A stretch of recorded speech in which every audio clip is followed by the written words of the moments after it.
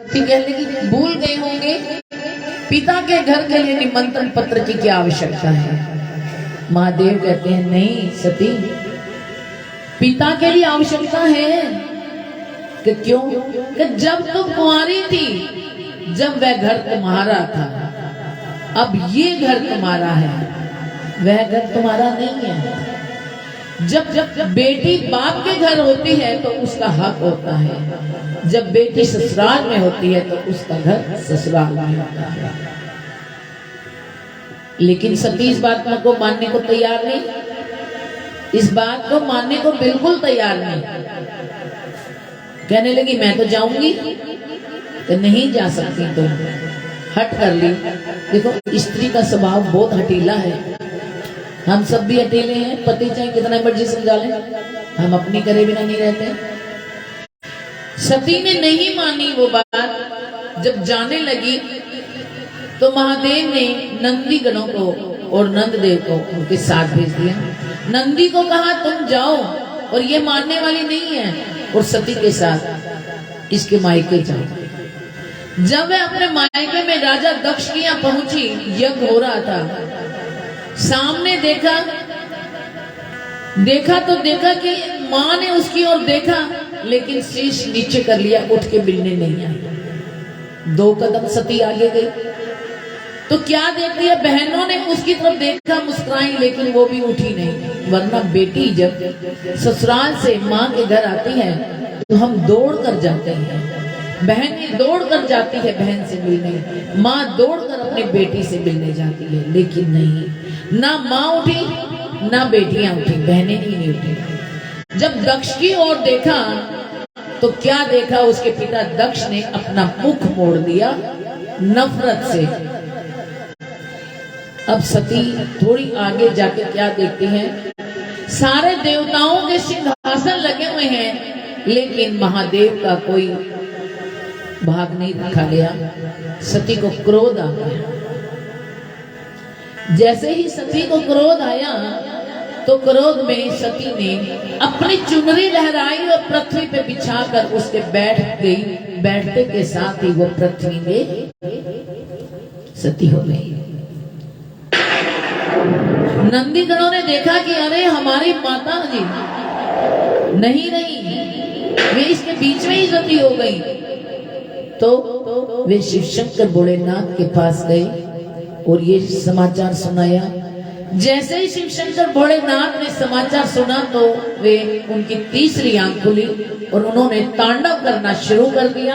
और तांडव करते करते अपनी जटा का एक बाल तोड़कर पृथ्वी पर पटका दे। जैसे ही पटकने के साथ ही एक भद्र पुरुष लंबा चौड़ा वहां प्रकट हो गया और महादेव से कहा कि मेरे लिए क्या आज्ञा है। तो महादेव ने कहा सती का अपमान हो गया है, उसका बदला लेना है। और वह वहां गया और वहां जाकर उसने एक दूसरे पे वार करना शुरू कर दिया और नंदीगण सब युद्ध करने लगे। और जो यज्ञ था मार मार कर एक दूसरे को यज्ञ कुंड की ओर फेंकने लग गए। अब देवता लोग कहने लगे ये तो बहुत बड़ा अनर्थ हो गया। किसी यज्ञ का खंडित होना बहुत बड़ा अनर्थ माना जाता है, तो ये तो अनर्थ हो गया। हमें महादेव के पास जाना चाहिए और महादेव से इसकी प्रार्थना करनी चाहिए। महादेव के पास गई कि बहुत बड़ा अनर्थ हो गया है, उसे आप ही बचा सकते हो और इस यज्ञ को खंडित होने से बचा सकते हो, इसे संपूर्ण करवाने का कार्य आपका है। शिव शंकर भोलेनाथ ने उस समय उनसे कहा। शिव शंकर भोलेनाथ कहने लगे कि उस यज्ञ को संपूर्ण करने के लिए जो राजा दक्ष का युद्ध के बीच में शीश कट गया है वो कैसे संपूर्ण करेगा, क्योंकि वो शरीर से खंडित हो चुका है। तो पहले उसका शीश लगाया जाए। तो उसको किसका शीश लगा? बकरे का शीश लगाया गया। कहते हैं जो इंसान शीश को झुकाकर चलता है वह हमेशा जीतता रहता है, उसका मान सम्मान बनता है। और जो अपने शीश को अकड़ा कर चलता है वह कट के गिरता है। क्योंकि यदि सामने से किसी ने वार किया और हमने शीश झुका लिया तो वो वार ऊपर से निकल गया, और हमने शीश को अकड़ा लिया तो वह वार हमारी गर्दन को उतारेगा ही उतारेगा। और राजा दक्ष को अहंकार था, अहंकार से अपने शीश को अकड़ा कर रखते थे। क्यों? राजा दक्ष के मन में एक ही बात थी कि मैं इतना बड़ा राजा हूँ, मेरे पास इतना धन है, और महादेव का अपमान करने का कारण ये था कि जब पार्वती पहले जन्म पार्वती ने लिया तो उसने भगवान महादेव को चुना, और शिव शंकर भोलेनाथ को देख के उनको गुस्सा आया। वो नहीं चाहते थे कि इसको चुना जाए। क्यों? क्योंकि शिव शंकर भोलेनाथ शरीर में भस्म रमाते थे, और शरीर के अंदर भस्म रमाकर गले में सर्पों की माला है, रुद्राक्ष की माला है, नीचे मृगछाला है, और ये सब राजा दक्ष को पसंद नहीं था कि मेरे घर पहला दामाद आए और वो भी ऐसे, और उसके बाराती हैं वो सारे भी ऐसे। तो इसलिए उसी गुस्से के मारे उन्होंने शिव शंकर भोलेनाथ का सम्मान भी नहीं किया और उनका भाग भी नहीं रखा, उनका अनादर कर दिया, उनको निमंत्रण पत्र नहीं भेजा। अब जब शिव शंकर भोलेनाथ के कहने पे जितने देवता लोग थे उन्होंने पहले राजा दक्ष के शीश लगाया, चारों तरफ देखा किसी का शीश नहीं मिला, तो उन्होंने क्या देखा? एक बकरी जो शीश को झुकाए हुए खड़ी है, और वो झुका हुआ शीश उसके लगा दिया गया।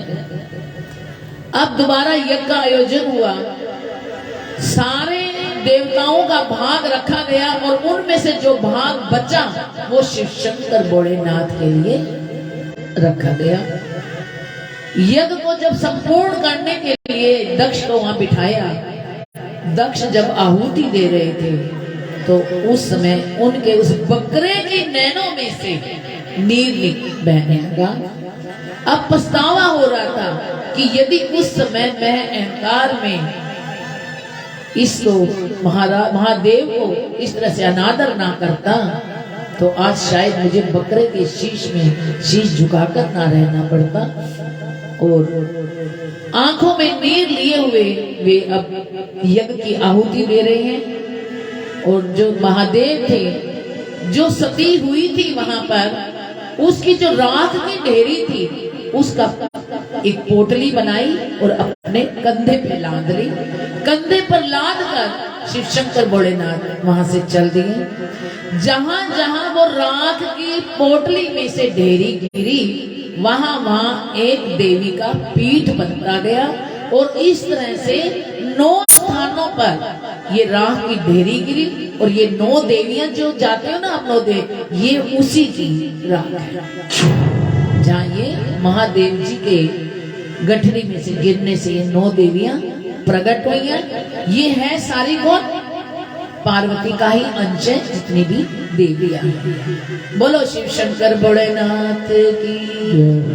और इस प्रकार शिव शंकर भोलेनाथ का अब जो दक्ष है वो सम्मान करता है, बकरे के शीश में उनके आगे शीश झुकाता है, और अपना वहां से सब कुछ जितना भी राज्य है ये सब त्याग देता है। तो कहते हैं हट करो, लेकिन उतना करो जो वास्तव में सही हो। क्योंकि शिव शंकर भोलेनाथ ने बहुत मनाया, वह नहीं मानी और जिद करके गई तो उसका परिणाम गलत हुआ। अब एक समय की बात है, शिव शंकर भोलेनाथ भ्रमण करने जा रहे थे संसार में।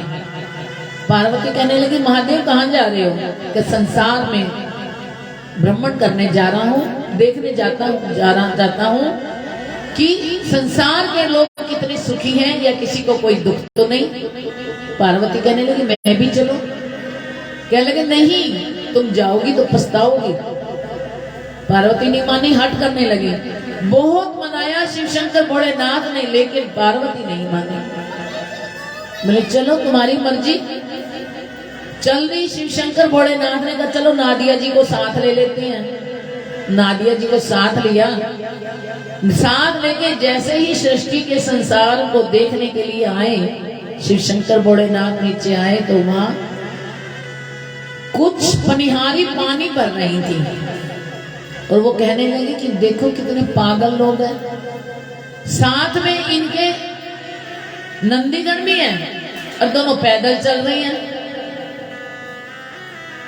तो शिव शंकर भोलेनाथ कहने लगे पार्वती तुम नादिया जी पे बैठ जाओ, मैं तुम्हारे साथ पैदल चलता हूं। बोले ठीक है। जब वो पैदल जा रहे थे शिव शंकर भोलेनाथ, पार्वती नादिया जी पे थी तो कुछ पुरुष लोग हुक्का पानी कर रहे थे।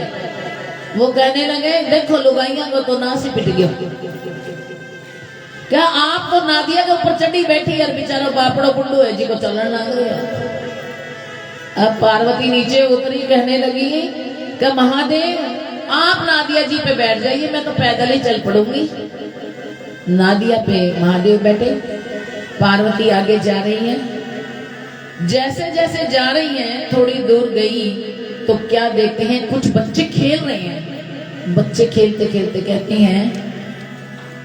हैं आजकल माया को तो कोई इज्जत ही को नहीं रही, पैदल पैदल चलना रही, आप ऊँट पर चढ़ा चलना रहे। महादेव नीचे उतर गए, बोले पार्वती अब बोलो क्या करना है। बोले महादेव अब वापिस जाना है। तो मैंने तुम्हें कहा था कि ये संसार है, यहाँ दुनिया का काम कहना है, ये कुछ न कुछ कहते रहेंगे, तुम इस संसार में मत जाओ, अपने वहीं ठीक है। मेरा कार्य तो यहाँ की सृष्टि को थोड़ा देखना था, इसलिए आ रहा था। तो कहने का तात्पर्य है कि ठीक है हट करो, किसी साड़ी के लिए कर लो कोई बात नहीं, लेकिन कानों की और हाथ की अंगूठी के लिए हट मत कर लेना, बहुत सोना महंगा है, ठीक है ना। तो इसलिए साड़ी तक ही सीमित रहो। भगवान से लेना है तो उतना लो, पति से लेना है उतना जरूरी लो जितना वो दे सके, इससे अधिक से हट कभी मत करना। शिव शंकर भोलेनाथ ने इस प्रकार सबको शिक्षा दी है कि चादर जितनी चादर होती है उतने पैर पसारने चाहिए, उससे अधिक हमें पाँव नहीं पसारने चाहिए, क्योंकि हमारी इस हट के कारण हमारे पति, हमारे बेटे, हमारे भाई कर्जदार हो जाते हैं। अब कुछ बेटियों का देखा है कि नहीं मेरे को तो ये ससुराल में लेके जाना ही जाना है, चाहे वो पिता के पास है या नहीं, तो इसलिए वो हट मत करो, जितना जरूरी हो उतना करो। पहली चीज तो हट करने की आवश्यकता ही नहीं है, जो परमात्मा तुम्हें दे रहे हैं तो बहुत अच्छा दे रहा है, उसी में ही गुजारा करना सीखना चाहिए। तो इस प्रकार शिव शंकर भोलेनाथ पार्वती के साथ कैलाश पर्वत पे वापिस गए और अपने साधना में लीन हो गए। इधर कहते हैं भगवान की भक्ति के लिए कोई उम्र नहीं होती। ये नहीं है कि हम कह देते ना अरे भगवान की पूजा पाठ के लिए सत्संग के लिए तो बुजुर्ग होते हैं, बुजुर्ग जाने चाहिए, नहीं।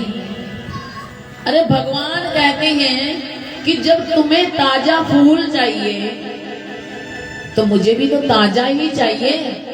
एक बात बताओ, एक माला मेरे पास परसों की पड़ी है, ठीक है, एक माला मेरे पास आज की अभी ताजा है, आपको मैं वो वाली माला पहनाऊंगी तो आप पसंद करेंगे?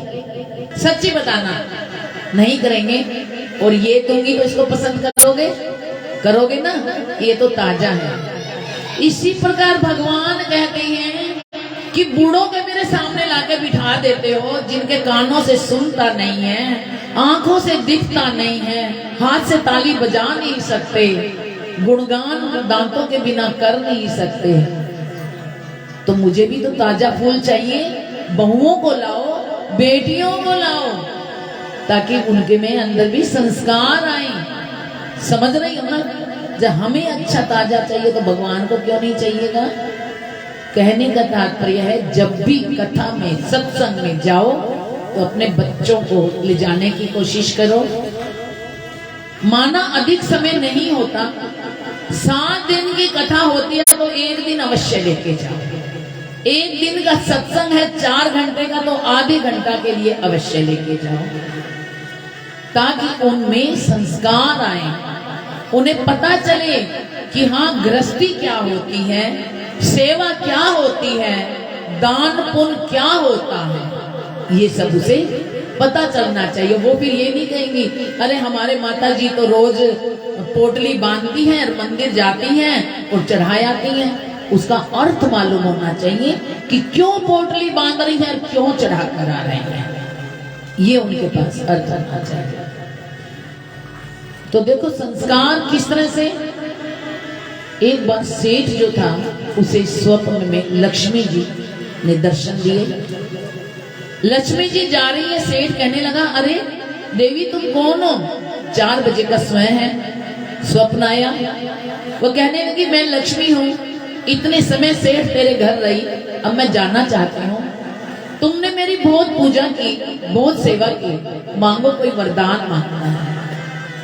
क्या नहीं, मुझे तो वरदान नहीं मांगना आता, क्या मांगू?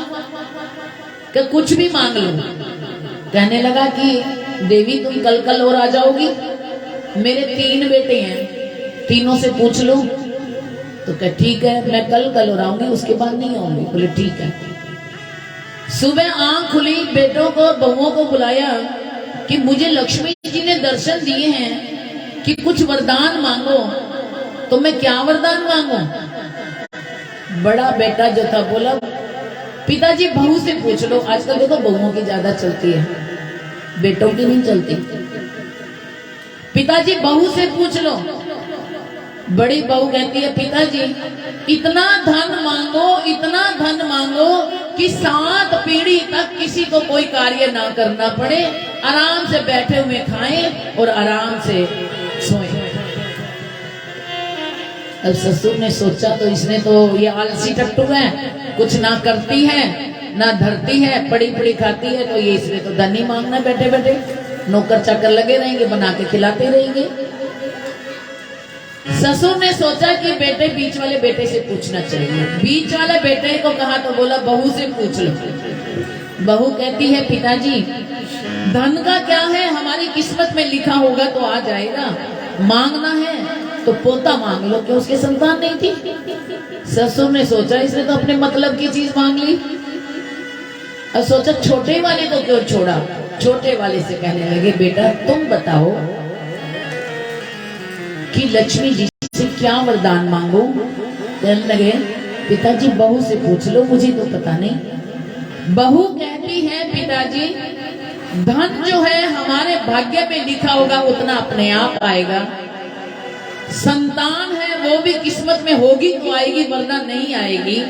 यदि मांगना है तो उनसे ये मांगो कि ये जो मेरा प्रांगण है, इस प्रांगण के अंदर प्रतिदिन संतों की सेवा होती रहे, मैं भोजन बनाता रहूं और साधुओं को जिमाता रहूं, ये आशीर्वाद देके जाए। क्यों? क्योंकि वे लड़की एक संस्कारी पुत्री थी, संस्कारी घर से आई हुई वह लड़की थी, और उसने अपने माता पिता के घर में संतों की सेवा, भगवान की पूजा पाठ देखा हुआ था। ससुर को समझ आ गई कि ये संस्कारी लड़की है। और वे दूसरे दिन लक्ष्मी जी जब आई तो लक्ष्मी जी ने कहा कि हाँ भाई सेठ आज जो मांगना है मांग लो, उसके बाद तो मुझे जाना है। सेठ ने कहा कि मुझे वो दो कि मेरे इस आंगन में प्रतिदिन साधु संत आते रहे, मैं उनकी सेवा करता रहूं और दोनों में उनके लिए प्रसाद बांटता रहूं, उन्हें खिलाता रहूं और आशीर्वाद देता रहूं। लक्ष्मी जी कहने लगी साहूकार तू तो कह रहा था तुझे मांगना नहीं आता, लेकिन तूने वो मांग लिया जो मैं देना नहीं चाहती थी। बोले क्या मतलब? कि जहां साधुओं की सेवा होती हो, जहां दान पुण्य होता हो, वहां पर तो मेरे लक्ष्मी नारायण भगवान रहती हैं, और लक्ष्मी नारायण भगवान वहां रहेंगे तो मैं छोड़ के कैसे जाऊंगी? मेरे को भी वहां रहना पड़ेगा। और इस प्रकार देखो छोटी बहू ने ऐसा वरदान मांगा, भगवान भी रुके, लक्ष्मी जी भी रुकी और दान पुण्य भी हाथ से होता रहा। तो हमें भी अपने बच्चों को ऐसे संस्कार देने चाहिए। और जिनको हम संस्कार नहीं देते ना, तो वो अपने घर में तो नुकसान करती हैं, ससुराल में जाकर भी अपमान करवाती हैं। एक महाराज जी बैठे मेरी तरह कथा कर रहे थे, और जैसे मैं तुम्हें कह रही हूँ ना कि बहू बेटियों को लेके आओ, तो एक अम्मा जी बेचारी रोज बहू को ले आती कि नहीं, उन्होंने कहा तुझे चलना है। वो बेचारी बिल्कुल आगे आके बैठ जाती है। महाराज जी सोचते हैं ना ये ताली बजाती है, ना ये मुख से बोलती है, कहीं ये गूंगी तो नहीं है। महाराज जी ने कहा कि स्वर्ग में कौन कौन जाना चाहता है। सारी बुढ़ियों ने हाथ ऊपर कर लिया, सबने पूर गए। महाराज जी ने कहा अरे बहू तो ऐसे ही बैठी है, बहू ने तो हाथ ऊपर नहीं किए। दोबारा फिर महाराज जी ने कहा बताइए स्वर्ग कौन जाना चाहता है। सबने दोबारा फिर हाथ और ऊंचे ऊंचे हाथ कर लिए। बहू तो फिर वैसे ही बैठी थी। महाराज जी बोले बेटा जरा खड़ी हो ना।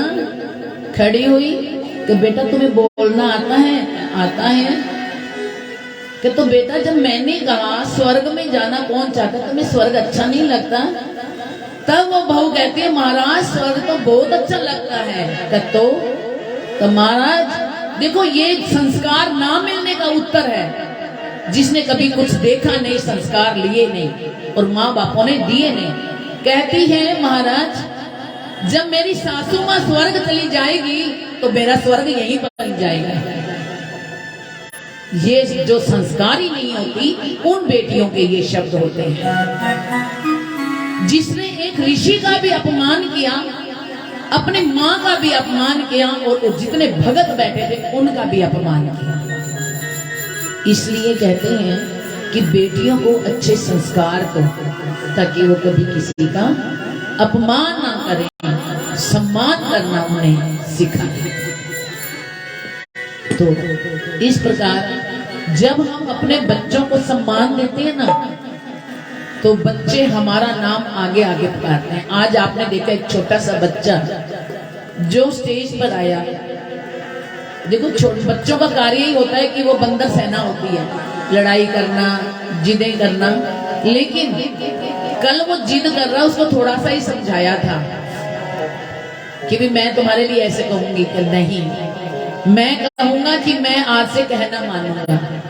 और जो स्टेज पे आके बोल के गया, तो यही संस्कार है।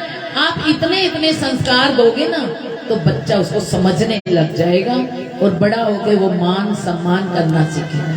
और मुझे बहुत गर्व है इस बात का कि हमारे इस परिवार के अंदर एक मेंबर ऐसा है जिसने बहुत सेवा की है। माता पिता की तो की है, यहाँ तक कि वो अपने भाई भाभीियों की भी करते हैं। और मैं आज उनके लिए बहुत धन्य हूँ कि आज भी वो अपनी एज के अकॉर्डिंग बहुत ज्यादा सेवा मान सम्मान करते हैं। आप सब समझ गए होंगे मैं किसके लिए मेरा इशारा है, जिनका नाम विनोद मित्तल है। आज भी वो बहुत मान सम्मान करते हैं। हम इतनी दूर बैठे होते हैं, वहीं बैठे फोन पे पूछते हैं भाभी आप ठीक हो ना। ये इतना करना स्वयं भी, जबकि उनकी एज हो गई है, लेकिन ये मान सम्मान करना सीखो, परिवार को जोड़ना सीखो। हम नहीं पहुंच पाते लेकिन परिवार में वो पहुंचते हैं, चाहे दुख हो चाहे सुख हो, अवश्य पहुंचते हैं। और इस चीज का मेरे को बहुत गर्व है कि हमारा मित्तल परिवार के अंदर सेवा और मान मर्यादा बनी हुई है। केवल उनके लिए, मेरे इन भाई के लिए एक बार जोर से तालियां बजानी चाहिए।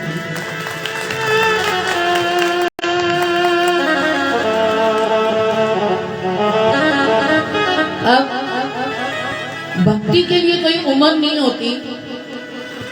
एक राजा जिसके दो पत्नियां थी, एक सुनीति और एक सुरुचि। सुनीति के पुत्र का नाम था ध्रुव और सुरुचि के पुत्र का नाम था उत्तान। उत्तान जो था वह अपने पिता की गोदी में खेल रहा था। थोड़ी देर के बाद ध्रुव आया और पिता की गोदी में चढ़ने लगा, तो उसी समय सुरुचि ने उसका हाथ पकड़कर नीचे उतार दिया। कहने लगी कि इस पिता की गोद में बैठने का हक नहीं है तुम्हें। वह रोने लगा, अपनी माँ सुनीति के पास गया और कहने लगा, माँ मुझे बड़ी माँ ने पिता की गोद से नीचे उतार दिया। तो वह माँ कहती है कि कोई बात नहीं। तो वो कहने लगा, सिर्फ इतना ही नहीं तो क्या बड़ी माँ ने मुझे कहा इस पिता की गोद में बैठने के लिए तुम्हें मेरी कोख से जन्म लेना पड़ेगा, और मेरी कोख से जन्म लेने के लिए तुम्हें परम पिता परमात्मा की गोद में बैठना पड़ेगा। और उस परम पिता परमात्मा की गोद में बैठने के लिए माँ, ये कौन है परम पिता परमात्मा? तब वह माँ खुश होकर कहती है, बेटा जो परम पिता परमात्मा की गोद जिसे मिल जाए उसे किसी पिता की गोद की आवश्यकता नहीं होती। और सुनीति ने अपने पुत्र ध्रुव को समझाया कि ये भक्ति करने से परम पिता परमात्मा की गोद प्राप्त होती है। तो कहता, माँ भक्ति क्या होती है? देखो छोटा सा 5 वर्ष का बालक माँ से ये शब्द कह रहा है। वो कहने लगी, भगवान का सिमरण करने से भक्ति होती है और भक्ति करने से भगवान की प्राप्ति होती है। मैं उसी समय वहां महल से सबको प्रणाम कर निकल गया। दूर तक गया, जंगल में अंधेरा था। अंधेरे में जाकर देखता है, हे प्रभु, हे परम पिता परमात्मा, मुझे आपकी गोद में बैठना है। हे परम पिता परमात्मा, मुझे आपकी गोद में बैठना है। केवल एक स्तुति मन में रही। जब ये स्तुति मन में रही तो वो आगे जाकर अंधेरे में गुम हो गया। और एक रटना रटता रहा। नारद जी आए। नारद जी कहने लगे, अरे पुत्र तुम कौन हो? वो कहने लगा, मुझे परम पिता परमात्मा की गोद में बैठना है। बोले, परम पिता परमात्मा की गोद में बैठने के लिए हमें बहुत भक्ति करनी पड़ती है, सिमरन करना पड़ता है। वो कहता है, मैं करूंगा, मुझे बतलाओ क्या करना है।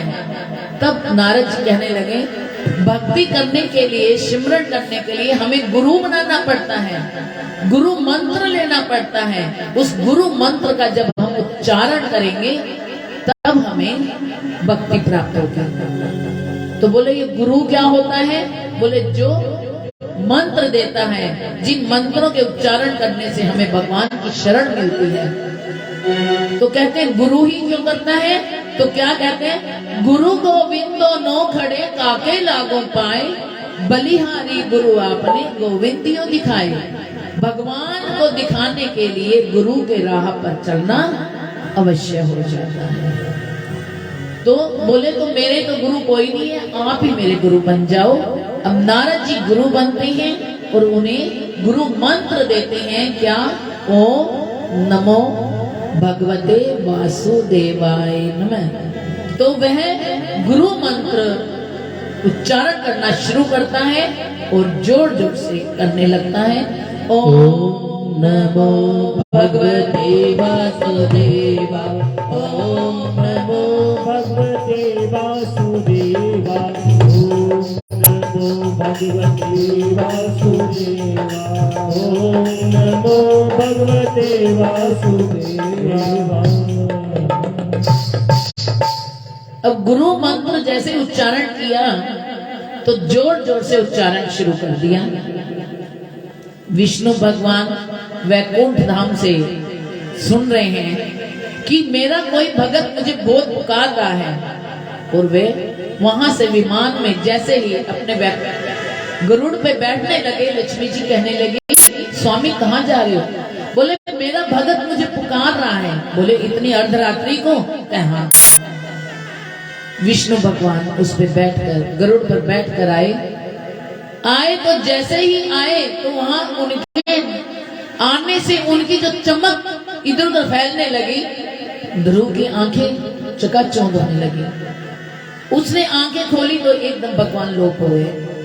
उसने वापस आंखें बंद की। जैसे ही बंद की और दोबारा उच्चारण जो है मंत्र का और जोर जोर से शुरू किया, उसी समय भगवान वहां प्रकट हुए। प्रकट होने पे अपना शंख जो था वो उसके कपोलों से लगा दिया। भगवान का शंख जैसे ही ध्रुव के कपोलों से लगा, उसने आंखें खोली और भगवान को देखकर वह प्रसन्न हो गया और भगवान ने ध्रुव को उठाकर अपने सीने से लगा लिया और सीने से लगाकर उसको ब्रह्मांड का ध्रुव तारा बना दिया। देखो भक्ति का कितना बड़ा फल मिला। और ये भक्ति करते समय उम्र उसकी कुछ नहीं थी, 5 वर्ष की थी। तो कहते हैं भक्ति के लिए कोई उम्र नहीं होती कि ये छोटी उम्र है या ये जवानी है या ये बुढ़ापा है। भक्ति की कोई उम्र नहीं होती। भक्ति जितनी छोटी उम्र से करेंगे उतना हमारे मुख पे राम का नाम अधिक रहेगा। अब कई बार क्या है, बुजुर्ग घर में बहुत बीमार हैं, सैया के पास जाने को हो रही हैं, उनको कहते हैं बाबा राम का नाम ले ले, देख तू तर जाएगा। अरे जिंदगी में नहीं लिया तो अब कहां से लेंगे। अब तो वो जो पैसे गिने हुए हैं ना उसने, वो आ रहे हैं कि कोई सा बेटा ना ले जाए, कहीं कोई बहू ना ले ले। लेकिन मुख से राम का नाम कब निकलता है, जब हम बचपन से ही हम राम का नाम लेंगे। और भगवान का नाम जो है सबसे बड़ा होता है। कहते हैं ना राम से बड़ा राम का नाम। जब भगवान श्री रामचंद्र जी ने राम सेतु बनवाया था ना, तो हनुमत सेना ने, सारी वानर सेना ने पत्थरों पे राम नाम लिखा और सब वहां रामेश्वरम में तिराए जाने। अब भी वहां पत्थर है रामेश्वरम में, तिराए तो सब तिरते रहे। भगवान सोचने लगे ये सब मेरा नाम लिखकर तिरा रहे हैं, तो एक मैं भी छोड़ के देख लो। उन्होंने तिराए तो तिर गए और रामचंद्र जी ने जो रखा वो डूब गया। क्यों? उसने कहा भाई तुम तिरा रख रहे हो तो वो तिर रही है और मैं रखता हूं वो डूब गया, ये क्या कारण है। तो हनुमत क्या कहते हैं कि महाराज हे गुरुदेव, आपने तो उसको छोड़ दिया और जिसको आपने छोड़ दिया वो डूब गया, और हमने तो आपका नाम लिखकर उसको रटा है। और जिसको रटते हैं वो कभी डूबने नहीं देता, वो हमेशा पार लगाता है। तो इसलिए राम से बड़ा राम का नाम तिर रहा था और राम जो छोड़े थे वो डूब रहा था।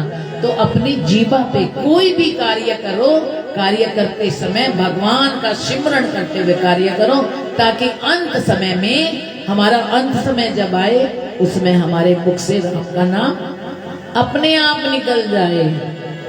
ये नहीं कि 10 बारी बेटे कहते हैं राम का नाम ले ले तेरी गति हो जाएगी, कुछ भगवान को रट ले तेरी गति हो जाएगी। तो हमें भगवान को ये कहना चाहिए, हे प्रभु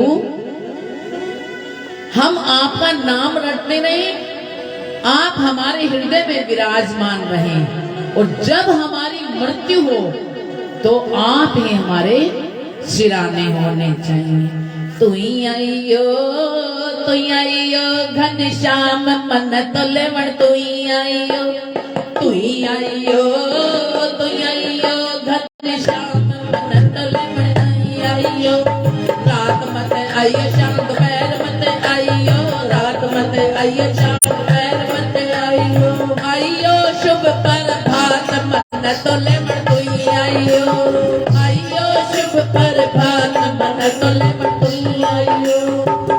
कहने का मतलब है, हे प्रभु तू मुझ में इतना समा जा कि जब मेरे प्राण निकले तो किसी तरह का भी कोई भी मुझे देख ना पाए, और तू आ जाए और तेरे कंधे पे बैठकर मैं वैकुंठ धाम चल पड़ूं। ये जब भी होगा जब हमारे अंदर सिमरण होगा भगवान के प्रति। देखो भगवान का सिमरण केवल माला से नहीं होता, भगवान का सिमरण जो है सेवा से होता है।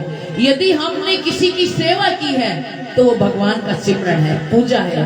किसी पर दया की है तो वो पूजा है, किसी को दान दिया है तो वो पूजा है। और अब इसके विषय में आगे की कथा बाद में होगी, आपको शिव भैया बताएंगे कि ये जो कथा जो होती है और जहाँ होती है इसका वास्तव में किस तरह से उपयोग होता है और क्या होता है। श्री राधे कृष्णा, जो ये आप कथा सुन पा रहे हैं 2 दिनों से, तो ये जो कथा है आप सभी के सहयोग से और नारायण सेवा संस्थान के तत्वाधान में होती है।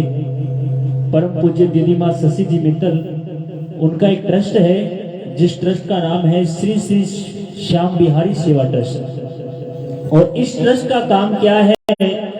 दीन दुखियों की सेवा करना। परम पूज्य दीदी माँ शशि जी मित्तल काफी समय से, जब उन्होंने संकल्प लिया था कथा का, तब से नारायण सेवा संस्थान से जुड़े हैं। और इस कथा में जो भी रुपया चढ़ावा पैसा आदि आरती द्वारा पूजा द्वारा या आपके चढ़ावे द्वारा आता है, वो सारा पैसा दीन दुखियों की सेवा में लगाया जाता है। जैसे कि नारायण सेवा संस्थान में परम पूज्य दीदी माँ है, इनके पावन सानिध्य में नारायण सेवा संस्थान में दीन दुखियों की बैसाखी के लिए, व्हीलचेयर के लिए, बच्चों के ऑपरेशन के लिए आदि जो कार्य है परम पूज्य दीदी माँ शशि जी मित्र की ओर से चलाए जा रहे हैं। और गोमार जैसे बीमार गौवंश है, तो उनकी गौशाला में बीमार गौओं को जो इलाज है इस ट्रस्ट के द्वारा पूज्य दीदी के सानिध्य में चलाए जा रहे हैं। जो गरीब बच्चे हैं, बेसहारा हैं, उनके पास पढ़ाई है हो रहे, कपड़े हैं उनके, ऐसे बहुत सारे जो कार्य हैं इस ट्रस्ट के माध्यम से चलाए जा रहे हैं। तो इसकी अधिक जानकारी के लिए भी आप परम पूज्य दीदी माँ शशि जी मित्र का जो YouTube चैनल है, दीदी माँ शशि मित्र के नाम से भी आप देख सकते हैं। और इनके फेसबुक पेज पर भी आप देख सकते हैं दीदी माँ शशि मित्र के नाम से। और ट्रस्ट का नाम अगर आपको याद रहे तो श्री श्री श्याम बिहारी सेवा ट्रस्ट है, जिसको भी आप सर्च करके इस पर जितना भी बायोडाटा है, जहां भी दीदी लगाते हैं उस समय लाइव होकर के वो सब काम कार्य करते हैं। तो नारायण सेवा संस्थान से काफी टाइम से जुड़े हुए हैं। और अभी पीछे लमसम 4.5 लाख रुपए का जो परम पूज्य दीदी माँ ने डोनेट किया है नारायण सेवा संस्थान बच्चों के ऑपरेशन के लिए। एक बार तो जोरदार तालियां बजाएं आप। और प्रत्येक महीने वहां कभी 21 लड़कियों की शादी, 51 लड़कियों की शादी, ऐसे शादी होती है, उसमें भी अपना योगदान है, ये जो चढ़ावा है वो वहां भिजवाती है। और आपसे भी मेरा निवेदन है कि आप 1 रुपया, 10 रुपया, 1100 रुपए, 21 रुपए, 31 रुपए, जो भी दान राशि इन 7 दिनों में आप भागवत पे चढ़ाते हैं वो आपकी सदुपयोग होगी। जैसे नारायण सेवा संस्थान है, बीमार गौवंश, हमारे हनुमानगढ़ में गौशाला है, बीमार गौवंश, तो उनका पशुओं का जो इलाज है वो है आदि, इन कामों पे से लगता है। तो जैसे नारायण सेवा संस्थान में अपने दान देते हैं, तो मान के चलो कि 1100 रुपए हम दान देते हैं, छोटे में से छोटा 1100 रुपए दान देते हैं, तो वहां पे एक व्यक्ति को 2 बैसाखी उपलब्ध हो जाती है। जो व्यक्ति चल नहीं पाता उसको सहायता हेतु 1100 रुपए देने मात्र से 2 बैसाखियां उसको मिल जाती है। और अगर हम 3100 रुपए का दान करते हैं तो एक व्हील चेयर, जो व्यक्ति चल नहीं पाता, तो 31 रुपए देने से, यानी कि 3100 रुपए देने से एक व्यक्ति को व्हील चेयर उपलब्ध हो जाती है नारायण सेवा संस्थान में। किसी एक बच्चे की ऑपरेशन की बात हो, उसका पैर फ्रैक्चर है, काम नहीं कर रहा है, तो ऑपरेशन के लिए नारायण सेवा संस्थान में 5100 रुपए अगर देते हैं तो अपने हाथों से एक बच्चे का ऑपरेशन हो जाता है वहां पे। तो अगर 5100 देने में हम सक्षम नहीं है, मान के चलो कि छोटा 5 या 10 या 50 रुपए भी देते हैं, तो कम से कम इनसे दर्द की गोलियां जो आती है ऑपरेशन के टाइम में, वो उनको देकर के हम पुण्य के भागी बन सकते हैं। तो आपसे मेरा विशेष आग्रह रहेगा, इन 7 दिनों में आपसे जितना सहयोग बने तो कथा में आप अवश्य करें, चाहे 10 रुपए का हो, जितने का आप सक्षम है परिवार से, तो आप ये धन जरूर इस कथा में चढ़ाएं, कथा दीन दुखियों की सेवा में करें। और आज की जो पूजा थी इसमें भी दान राशि जो है मेरे पास पहुंची है। आज की जो पूजा है विनोद जी हैं उनकी तरफ से और प्रमोद जी की तरफ से हुई, तो इनकी राशि जो है वो दान राशि है। तो मैं कितनी है मैं भी बता देता हूँ आपको।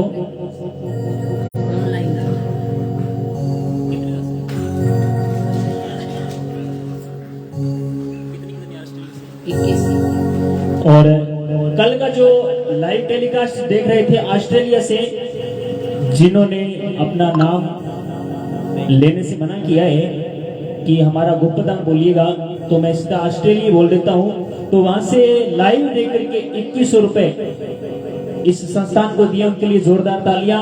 आप भी लाइव चल रहे हैं, अगर वो लाइव देख रहे हैं तो उनको बहुत बहुत साधुवाद और शुभकामनाएं। और लाइव का टेलीकास्ट देखते हुए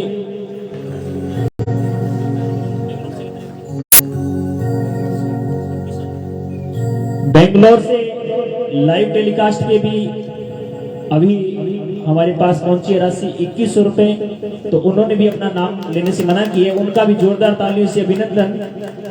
तो उनका भी अगर वो लाइव देख रहे हैं तो उनका बहुत बहुत साधुवाद और धन्यवाद।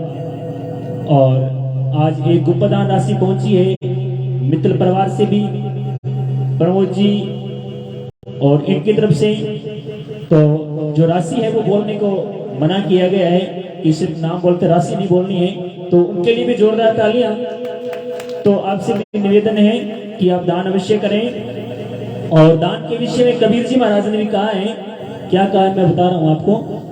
चिड़ी चोंच भर ले गई दधी न घटी होगी, अरे दान दिया धन ना घटे, कह गए संत कबीर भैया, कह गए संत कबीर। इसी आधार पर आप जितने परिवार से सक्षम है दान अवश्य दें। दान से जितने का भी हो दान होता है, चाहे 1 रुपए का भी दान करते हैं आप तो वो भी दान होता है।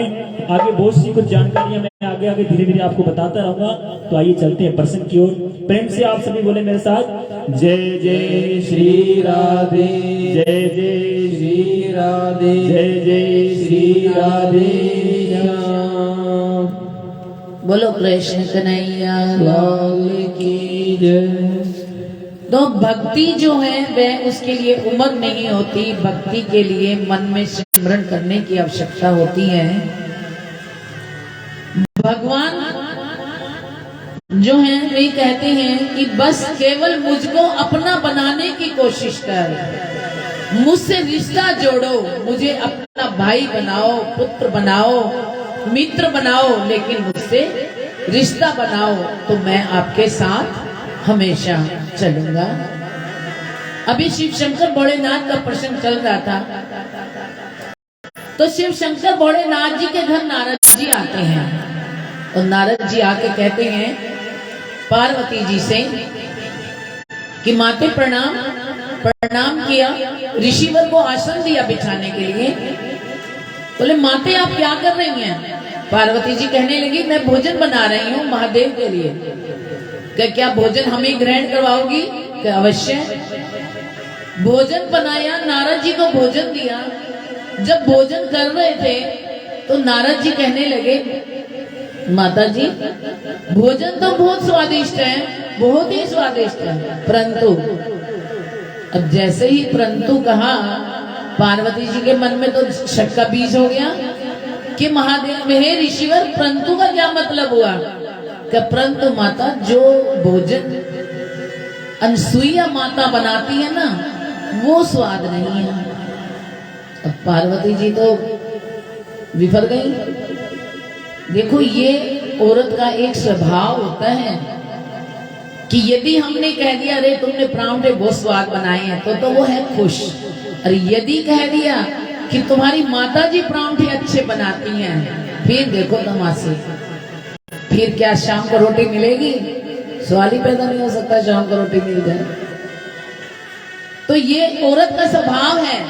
पार्वती कहने लगी कि ना ये अनसुईया माता कौन है जो मुझसे अच्छा भोजन बनाती है? क्या अनसुईया माता पति धर्म पर अटक रहने वाली स्त्री है। और कहकर नारद जी चल दिए। अब नारद जी विष्णु भगवान के घर गए। माता लक्ष्मी जी बारस का दिन है और चावलों की खीर बना रही है। बोले माते प्रणाम। प्रणाम ऋषिवर, बैठिए, आसन ग्रहण कीजिए। आसन ग्रहण किया कि माते क्या हो रहा है, कि आज द्वादशी है और विष्णु भगवान के लिए खीर बना रहे हैं, तो माते हमें भी सेवन करवाओगी क्या? अवश्य। खीर बनाई, भोजन तैयार किया और खीर का भोग ऋषिवर को भी दिया। ऋषिवर ने खीर का सेवन किया, कह लगे माते खीर तो बहुत स्वाद है, परंतु कहिए परंतु क्या है कि परंतु माता अनसुईया बनाती है उतना स्वाद नहीं है। अब लक्ष्मी जी के भी पेट में दर्द होने लगा कि अनसुईया कौन है, कैसे ये कहां से आ गई जो मुझसे अच्छी खीर विष्णु भगवान के लिए बना सकती है। अब नारद जी वहां से चल दिए ब्रह्मा जी के घर और ब्रह्माणी भोजन तैयार कर रही हैं। पूछम प्रणाम किया और ब्रह्माणी ने भोजन कराया। ऋषिवर ने भोजन किया तो माता जी भोजन तो बहुत अच्छा बना हुआ है, बहुत ही स्वादिष्ट है, लेकिन महादेव हे गुरु ऋषिवर लेकिन क्या? तो लेकिन जो माता अनसुईया भोजन बनाती है ना, उसकी तो बात ही अलग है। अब नारद जी के कहने पे ब्रह्माणी के भी मन में खटका हो गया। अब नारद जी तो तीनों के यहाँ से चल दिए, शिव शंकर भोलेनाथ आए तो पार्वती आसन पाटे लेके बैठी हैं, विष्णु भगवान आए तो लक्ष्मी जी आसन पाटी लेके बैठी हैं और ब्रह्मा जी आए तो ब्रह्माणी बैठी हैं। बोले भाई क्या बात, आज भोजन पानी नहीं मिलेगा क्या? क्या हमसे क्या भोजन पानी मांग, वहीं खाया हो जहाँ स्वादिष्ट होता है, जहाँ स्वादिष्ट होता है वहीं खाया हो। बोले ये हुआ क्या है तुम लोगों को? कहते हम भोजन जब बनाएंगे जब माता अनसुईया की तुम परीक्षा लोगे। बोले परीक्षा क्या? हाँ। तो वे तीनों कहती हैं कि तुम्हें उनसे भिक्षा मांगनी होगी ब्राह्मण का रूप धारण करके, और भिक्षा जब मांगोगी तो तुम्हें भिक्षा मांगते समय उनको ये कहना है वह भिक्षा उस रूप में दे जिस रूप में वो भगवान के घर से प्रकट हुई थी। शिव शंकर भोलेनाथ बोले पार्वती तुम्हारा दिमाग खराब हो गया, वो पता है कितनी बड़ी माँ है, वो अनसुईया माँ है, तुम एक माँ की परीक्षा लेने के लिए कह रही हो, कितना घोर पाप करवा रही हो हमसे। यही बात विष्णु भगवान ने लक्ष्मी जी से कही, ब्रह्मा जी ने ब्रह्माणी से कही, लेकिन वो मानने को तैयार नहीं। तीनों निकल लिए, जैसे ही बाहर आए उनका दिमाग कौंधा, अंदर गए वापिस। अच्छा एक बात बताओ कि नारद जी आए थे क्या? अब वो कहते हैं कि नारद जी से क्या मतलब तुम्हें, जो हमने कहा है वह करो। कि नहीं कार्य तो हम करेंगे जो तुमने कहा है, लेकिन इतना बता दो कि नारद जी आए थे या नहीं? क्या आए थे। अब विष्णु भगवान कहते हैं यदि नारद जी आए थे ये तो करना ही पड़ेगा, फिर अब हम इनसे चूक नहीं सकते। अब तीनों ब्राह्मण का वेश धारण करते हैं और माता अनसुईया के यहाँ जाते हैं। देखो ये माता अनसुईया पता कौन है? जिसमें रामचंद्र जी वन को निकले थे और सीता माता अपना साध्वी भेष लेके निकली और सारा श्रृंगार छोड़ दिया अपना, और जब वन में गई और माता अत्रि के घर गई और अनसुईया के घर जाते अनसुईया ने उनको वो गहने दिए जो गहने रावण उठा कर ले जा रहा था सीता को, उसमें उसने फेंके थे, और जिसकी वजह से राम ने पता लगाया। यदि अनसुईया ने वो गहने ना दिए होते तो वो क्या फेंकती? उसके पास तो कुछ था ही नहीं, घर से तो वो कुछ पहन के नहीं आई, और उसी से ही जामवंत जी ने एक एक गहने की पहचान की और जो रामचंद्र जी को बताया, और जिसकी वजह से सीता माता की पहचान की गई और उनको ढूंढ के निकाला गया। ये वही माता अनसुईया थी जिसकी आज परीक्षा लेने भगवान स्वयं जा रहे हैं। तो भगवान जब गए, तीनों ब्रह्मा विष्णु महेश तीनों के तीनों वहां पर गए और वहां जाकर ब्राह्मण का रूप धारण कर भिक्षा मांगी। भिक्षाम देहि मात भिक्षाम दे। माता अनसुईया आई, धान का छाग जो था जिससे फटकते हैं वो भर कर लाई। जैसे ही छाछ से भिक्षा देने लगी तो उन्होंने कहा माता ऐसे नहीं तो मन में बड़ी गिलानी आ रही थी कि हम अपनी माँ से क्या कह रहे हैं, लेकिन हट के ऊपर मजबूर थे कि माँ हमें भिक्षा उस रूप में चाहिए जिस रूप में तुम भगवान के घर से प्रकट हुई थी। अब माता अनसुईया सोचती हैं कि यदि मैंने भिक्षा इनको उस रूप में देती हूं तो मेरा पति धर्म खत्म होता है, और यदि इन्हें भिक्षा ना देती हूं तो मेरा वैसे धर्म खत्म होता है, क्या करूं?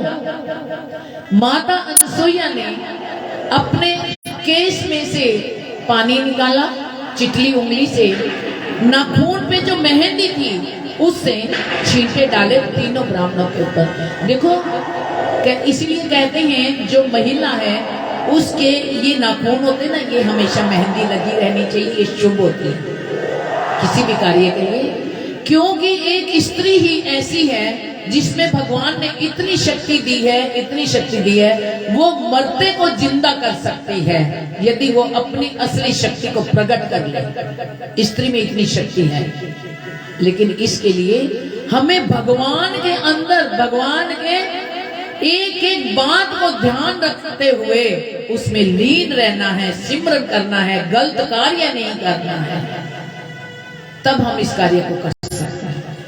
क्योंकि स्त्री को देवी भी कहा है और चंडाल भी कहा है, दोनों रूप स्त्री के हैं।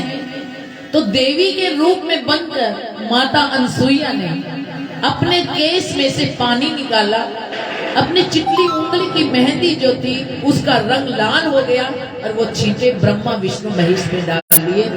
जैसे ही डाले जो ब्राह्मण बनकर आए थे छोटे छोटे बालक बन गए और इन तीनों बालकों को अपनी कुटिया में ले लिया।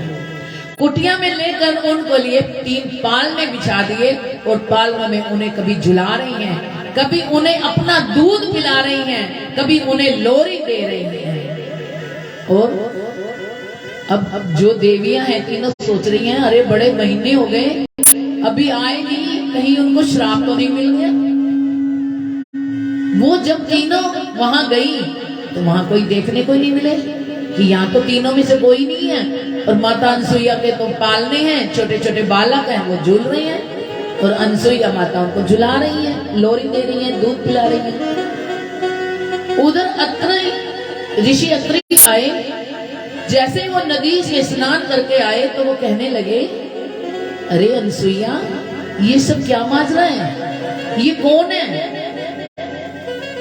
तो वो कहती हैं कि हे ऋषिवर, हे स्वामी, ये जो 3 पालने में झूल रहे हैं ये आपके पुत्र हैं, और जो बाहर खड़ी हैं वो आपकी पुत्र वधू हैं।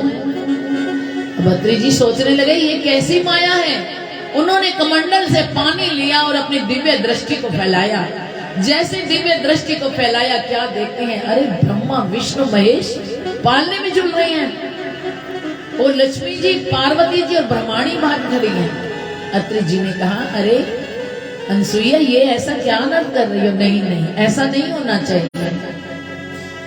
तो उन्होंने कमंडल का जो जल था वो तीनों पे छिड़क दिया और वो तीनों ब्रह्मा विष्णु महेश प्रकट हो गए, और देवियों ने आकर माता अनसुईया के चरण छू लिए कि हमें क्षमा कर दो, हमने बहुत बड़ा पाप किया है जो आपकी परीक्षा लेने के लिए हमने अपने पति को भेजा। तो माता अनसुईया के लिए अब हम देखो माता अनसुईया कितनी खुश हो रही है और किस तरह से होती है। अनसुईया ने डाल दिया पलना, झूले बनके ललना। तो अनसुईया ने डाल दिया पलना, 3 देव झूले बनकर ललना। अनसुईया ने डाल दिया पलना, 3 देव झूले बनकर ललना। देव झूले बनकर ललना।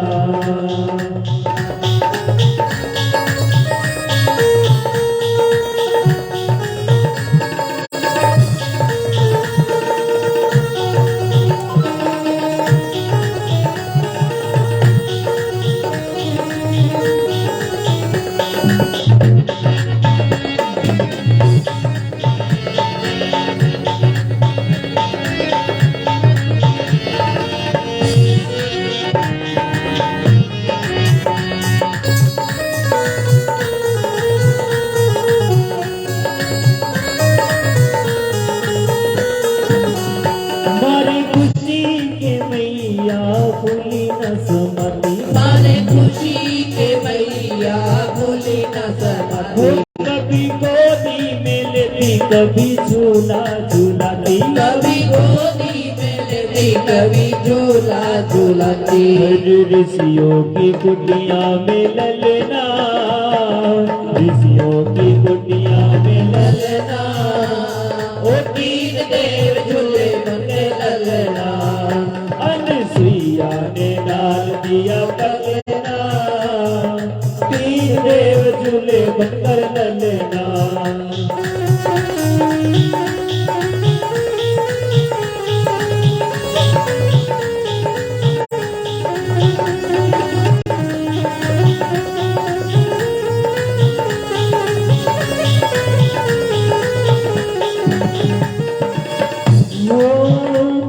स्वर्ग लोक को छोड़ा मृत्यु लोक में पधारे, स्वर्ग लोक को छोड़ा मृत्यु लोक में पधारे, स्वर्ग लोक को छोड़ा मृत्यु लोक में पधारे, स्वर्ग लोक को छोड़ा मृत्यु लोक में पधारे। और ऋषियों की कुटिया में ललना, ऋषियों की कुटिया में में ललना, ओ तीन देव झूले बन गए ललना, अनसुईया ने डाल दिया पलना, तीन देव झूले बनकर ललना, ओ आए सच्चे कोटि गाने बन गए ललना, आए सत्य कोटि गाने बन गए ललना, अनसुईया ने डाल दिया पलना, तीन देव झूले बनकर ललना, अनसुईया ने डाल दिया पलना,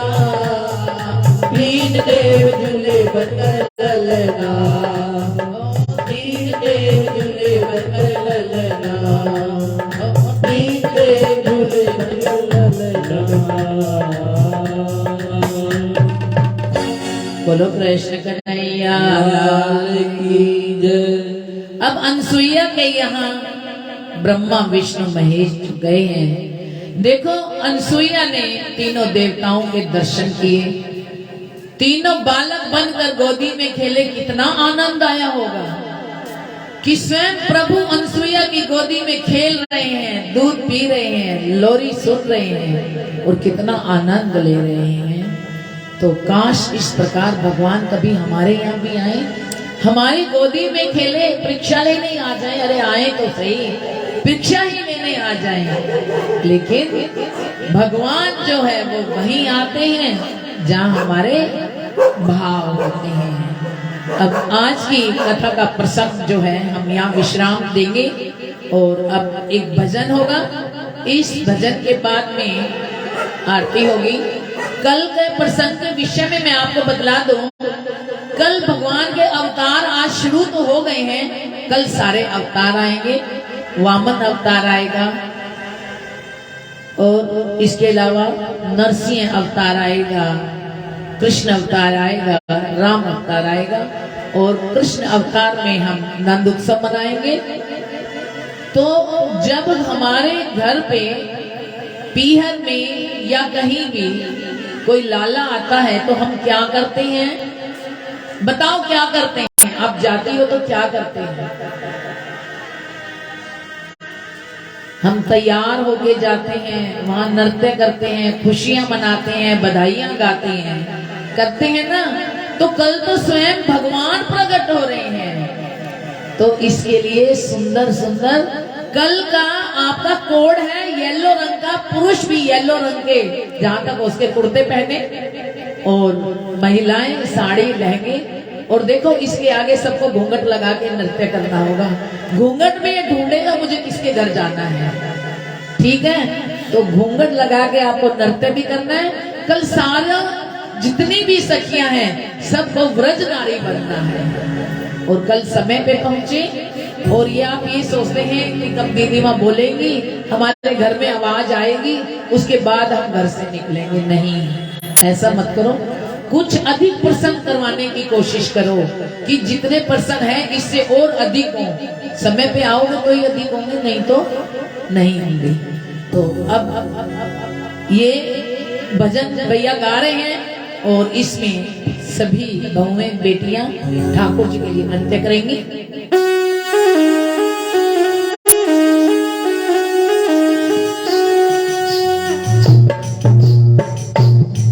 बोली कृष्ण कन्हैया लाल की जय, सांवरिया सेठ की जय। सांवरिया ले चल परली पार, अरे जहाँ विराजे राधे रानी, जहाँ विराजे श्यामा प्यारी, अरे अलबेली सरकार सांवरिया ले चल परली पार, कन्हैया ले चल परली पार। नजर करने वाले आगे आ जाइए। राधे राधे रानी, जहाँ विराजे श्याम प्यारी, अलबेली सरकार सांवरे ले चल परली पार, कन्हैया ले चल परली पार।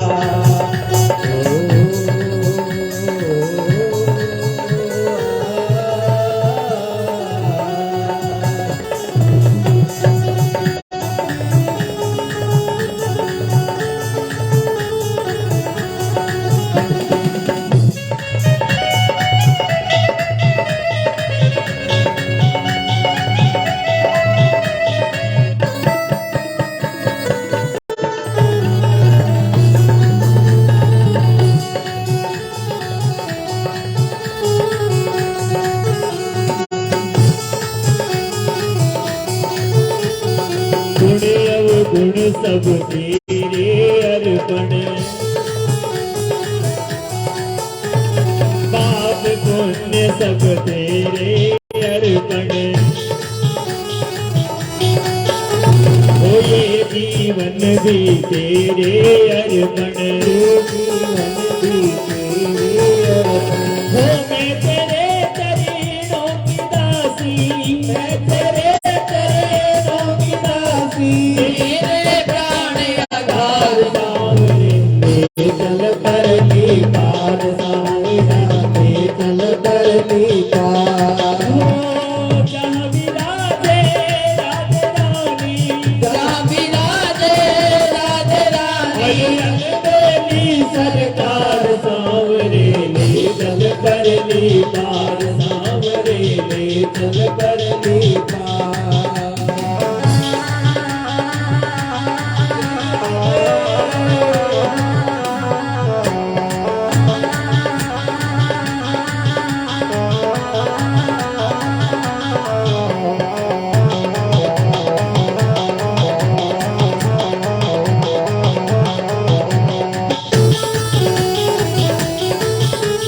तेरी आस लगा बैठी हूँ, तेरी आस लगा बैठी अरे हूँ, लज्जा सी लगवा बैठी हूँ, लज्जा सी लगवा बैठी हूँ, आँखें खूब पका बैठी हूँ, आँखें खूब बता बैठी हूँ, अरे अपने आप लुटा बैठी हूँ, अपने आप लुटा बैठी हूँ।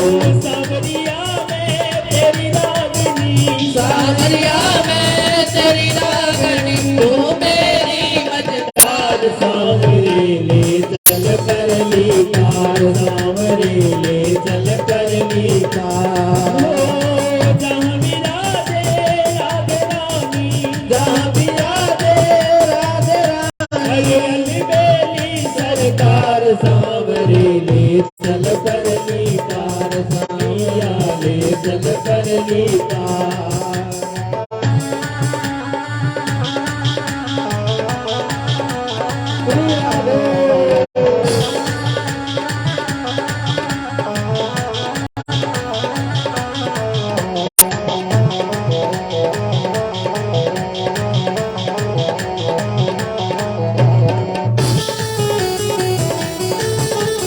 जब की कोई परवाह नहीं है, जब की कोई परवाह नहीं है, अब कोई भी चाह नहीं है, अब कोई भी चाह नहीं है, जब की कोई परवाह नहीं है, जब की कोई परवाह नहीं है, अब कोई भी चाह नहीं है, अब कोई भी चाह नहीं है। मेरे प्रीतम मेरे माँ जी, मेरे प्रीत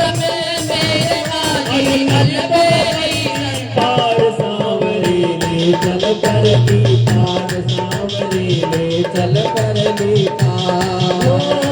जहाँ विराजे राधे रानी, जहाँ विराजे राधे रानी, जहाँ विराजे श्याम प्यारी, जहाँ विराजे श्याम प्यारी। अलबेली सरकार सांवरे ले चल परली पार कन्हैया ले चल परली पार। कन्हैया ले चल परली पार सांवरे ले चल परली पार। कन्हैया ले चल परली पार सांवरे ले चल परली पार।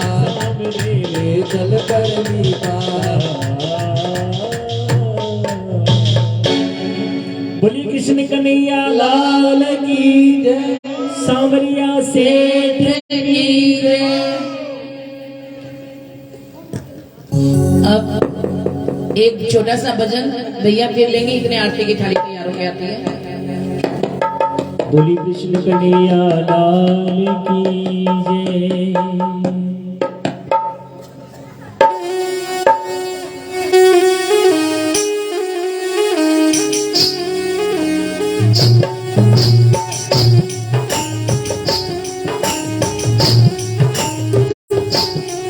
हर कैयारी जैसा मेरी जानो को नी जानो रे, कैयारी देशा मेरी जानो को भी जानो रे। मेरी जानो को नी जानो रे, मैं जानो तो नी जानो रे, जानो को भी जानो मैं जानो को भी जानो हर मैं। कैयारी देशा मेरी जानो को भी जानो रे।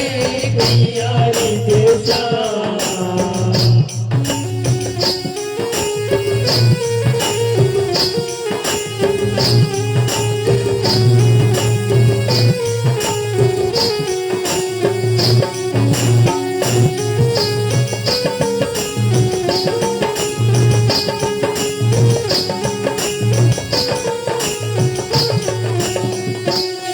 हर कोई तो पहनावे इन्हें बागा चमकड़िया। कोई तो पहनावे नीने बाबा चमकड़िया। हर मोटा मोटा हार, हाँ मोटा मोटा फुलड़ा हार में पड़िया।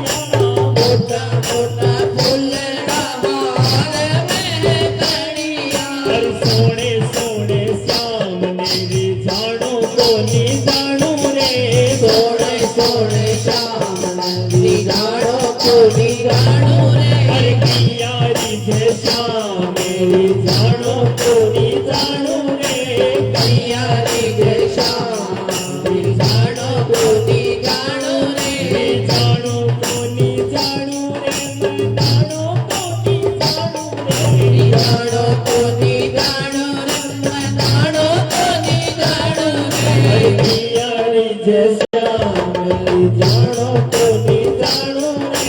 कैयारी जैसा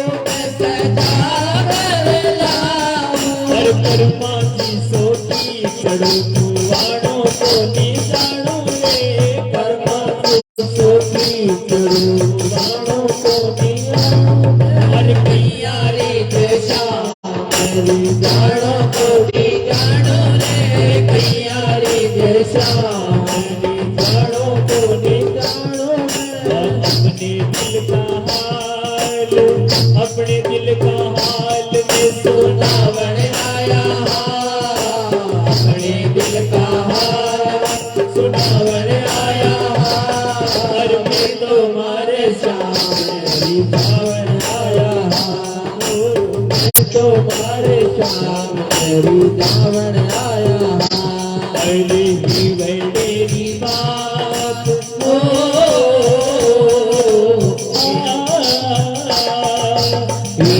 मेरी बात में बतलावन आया मेरी बात में बतलावन आया और मैं तुम्हारे सामने जावन आया तुम्हारे सामने जावन आया मैं तुम्हारे सामने जावन आया मैं तुम्हारे सामने जावन आया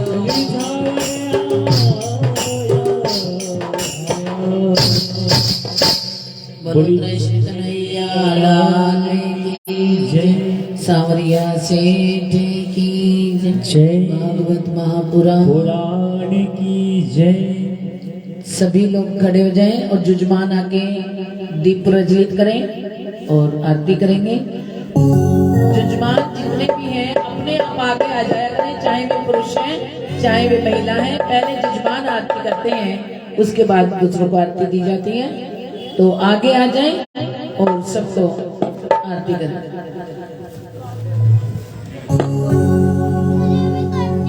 ज्योति प्रज्वलित करें।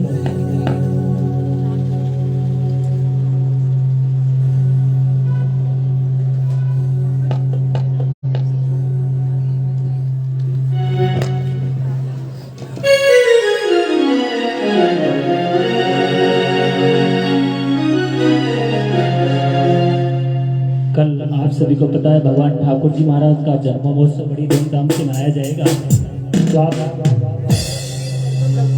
तो आप समय पर पधारें, इस बात का ध्यान रखें, समय पर पधारें और औरों को भी प्रेरित करें कि कथाएं हो रही हैं। आप ज्यादा से ज्यादा संख्या में पहुंच करके और इस कथा में भाग लें, क्योंकि 1 बजे कथा क्या है शुरू हो जाती है, इसलिए आप 12:30 पहुंचने का कष्ट करें ताकि सही समय पर आप पहुंच सकें।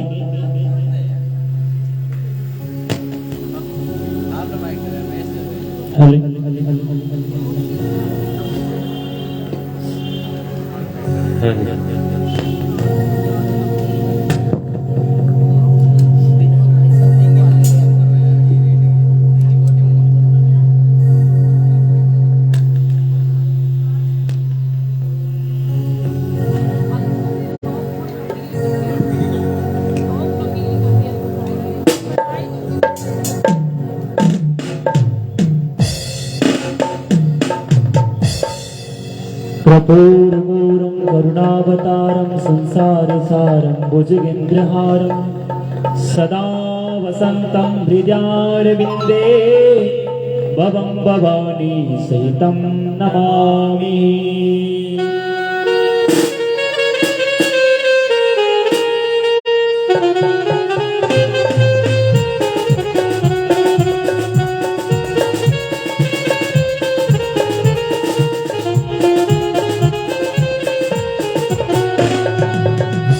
गिरधर तेरी आरती गाओ, बांके बिहारी तेरी आरती गाओ।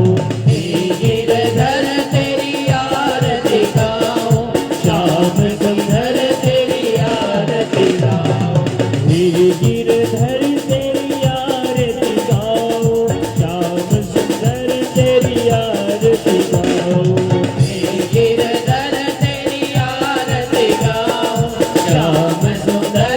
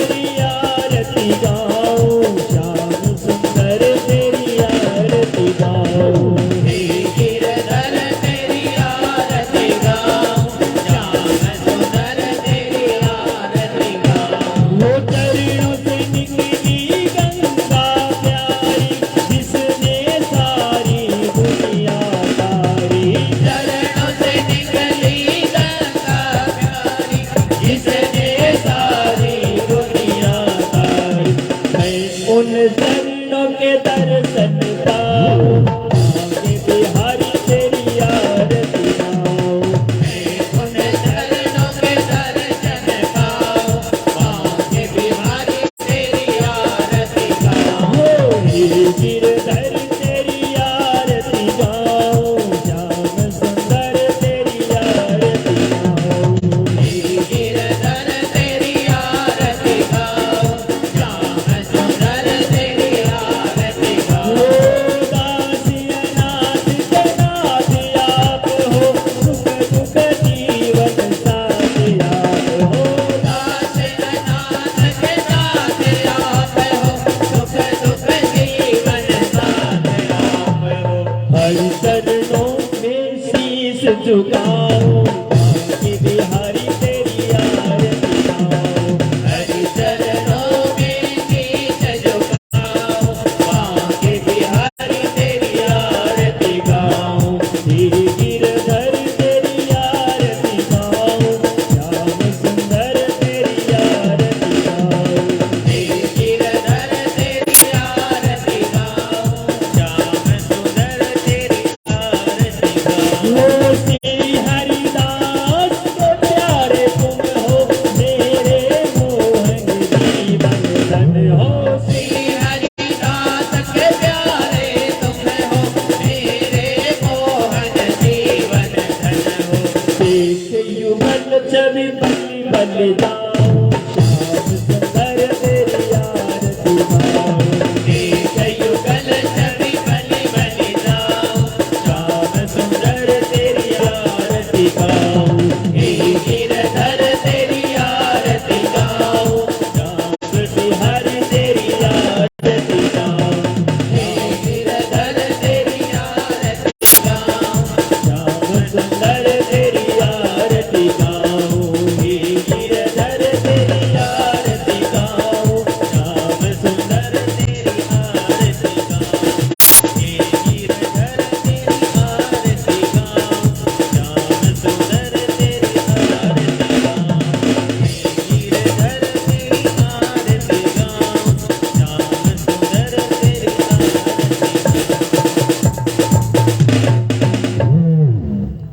बोलो कृष्ण कन्हैया लाल। लेकिन देखो जय हो। बहने, एक बात का विशेष ध्यान रखो, यदि आपको इस चीज की जानकारी नहीं है तो मैं बता देती हूँ। जब आप आरती करते हैं, आरती करने के बाद उसके ऊपर ऐसे करके कभी मत लो, आरती झूठी हो जाती है और उसे भगवान स्वीकार नहीं करते। वह आरती आपकी करी ना करी एक बराबर हो जाती है। आरती करने के बाद पहले भगवान को, देवताओं को आरती दी जाती है, व्यासपीठ पे आरती जाती है, उसके बाद भक्तों को आरती दी जाती है। आगे से हमेशा ध्यान रखें कि इस बात का सबको ध्यान रहे। बोलो कृष्ण कन्हैया लाल की।